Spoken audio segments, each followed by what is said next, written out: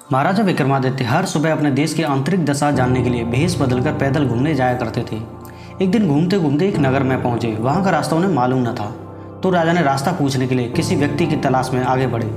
आगे चलकर उन्हें एक हवलदार सरकारी वर्दी पहने हुए दिखा था।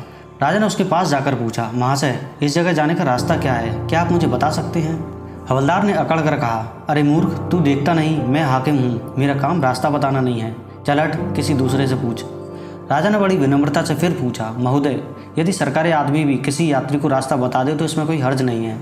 खैर, मैं किसी दूसरे से पूछ लूँगा, पर इतना तो बता दीजिए कि आप किस पद पर काम करते हैं। हवलदार ने भौहें चढ़ाते हुए कहा, अंधा है, मेरी वर्दी को देखकर पहचानता नहीं कि मैं कौन हूँ? राजा ने कहा, शायद आप पुलिस के सिपाही हैं। उसने कहा, नहीं, उससे ऊंचा। तब क्या आप नायक हैं? नहीं, उससे भी ऊंचा। अच्छा, तो आप हवलदार हैं।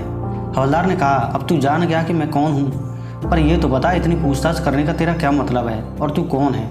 राजा ने कहा, मैं भी सरकारी आदमी हूँ। सिपाही की ऐंठ कुछ कम हुई। उसने पूछा, क्या तुम नायक हो? राजा ने कहा, नहीं, उससे ऊंचा। तो क्या आप हवलदार हैं? नहीं, उससे भी ऊंचा। तो क्या दरोगा हैं? उससे भी ऊंचा। हवलदार ने कहा, तो क्या आप कप्तान हैं? राजा ने कहा, नहीं, उससे भी ऊंचा। सूबेदार जी हैं? नहीं, उससे भी ऊंचा।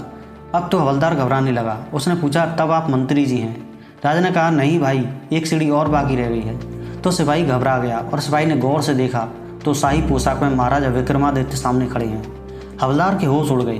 वह गड़गड़ाता हुआ राजा के पांव पर गिर पड़ा और बड़ी दीनता से अपने अपराध की क्षमा मांगने लगा। राजा ने कहा, माफ़ी मांगने की कोई बात नहीं है।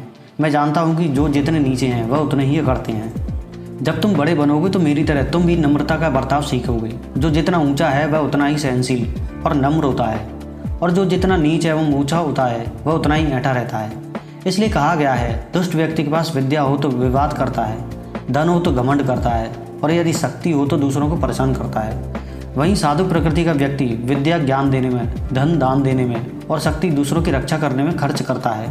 तो दोस्तों, आज का ये मोटिवेशनल वीडियो कैसा लगा? अगर थोड़ा सा भी इस कहानी का मर्म आपको समझ में आया हो तो ऐसा ही वीडियो देखने के लिए लाइक, शेयर एंड सब्सक्राइब जरूर करना। तो जय हिंद, नमस्कार।